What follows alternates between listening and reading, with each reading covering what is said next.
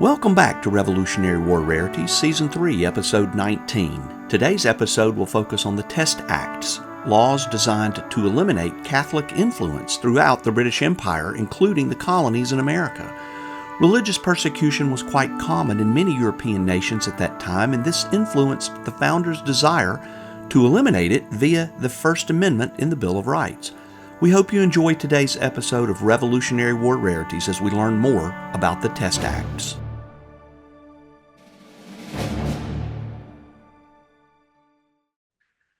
Hi, everyone, and welcome back to Revolutionary War Rarities, the podcast from the Sons of the American Revolution.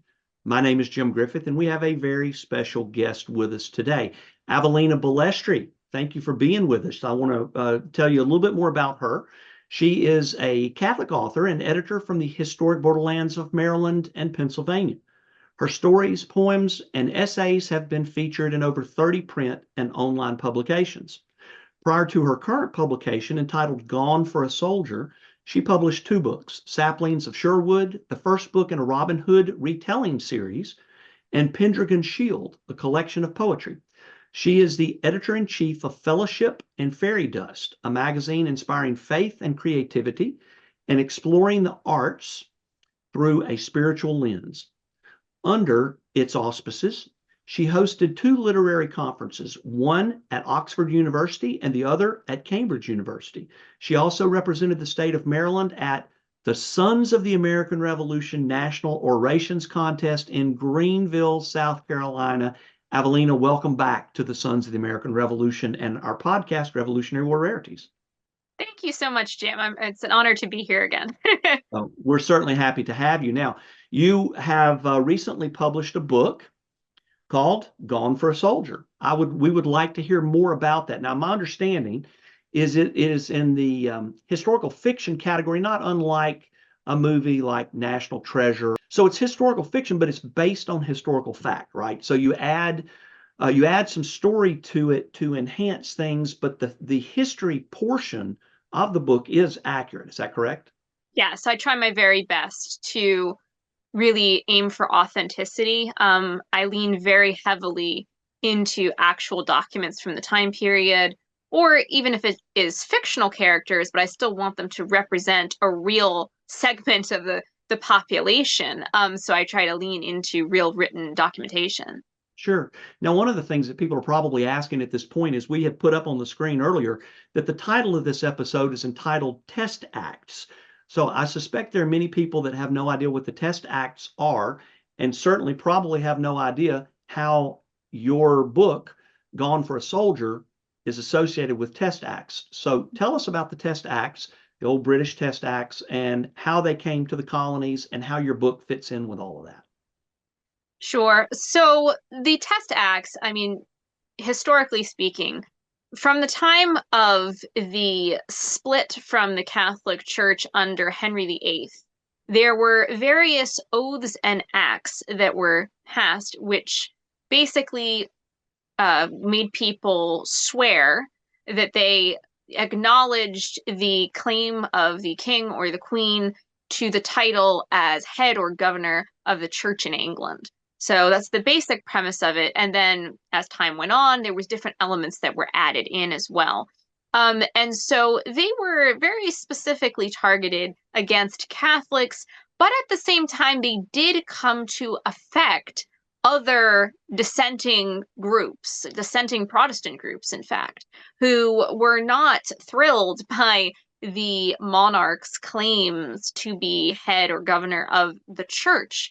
So you had all kinds of people who fell under this category of recusants, which means one who refuses, those who would refuse to take these oaths and acts, and therefore found themselves cut off from major aspects of society. So when the colonies were founded, now obviously each colony was founded differently, so they have different histories and different ways in which these oaths and acts were implemented.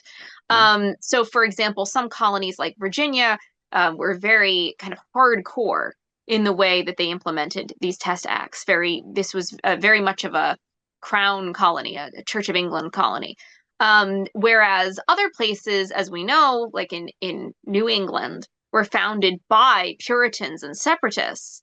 Right. But they would have their own oaths and acts that would be implemented, interestingly enough. So when they came to dominance, specifically to keep Catholics out, but again, they wanted to kind of utilize their own what they believed was orthodoxy and utilize their own power to enforce that. So you get that up and down the colonies. Different colonies have different rulings, but almost all of them have some type of test act in play, most of which are to keep Catholics very particularly out. So there are some exceptions to that rule. Now, my native state of Maryland was, of course, founded as the Catholic colony, a place of safe haven under Lord Baltimore. He got permission to found it via King Charles I, whose wife, Queen Henrietta Maria, was Catholic, and that's how we're actually named after Henrietta Maria, as well as the Blessed Virgin Mary. So that happened, but then during the English Civil Wars, at the same time, the colony was affected by that, and the Catholics basically got overthrown the running of that, and we lost our freedom of religion in our safe haven colony. The test acts, the colonies, and now we have a book, and that book focuses significantly, as I understand, on Saratoga and Burgoyne. So Yeah, tie this all yeah, together for us. sure. So in brief, the story focuses. The fictional protagonist is a young man named Edmund Southworth, alias Ned. And he comes from a noble family that has fallen on hard times in the north of England, in Lancashire. And they are Catholic recusants, those refusing to take these test acts. So he is blocked out from so many different avenues of society.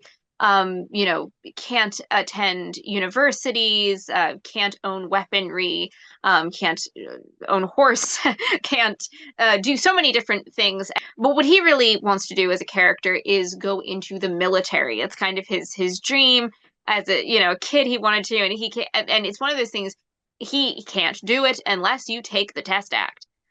So he finds himself connected to General John Burgoyne.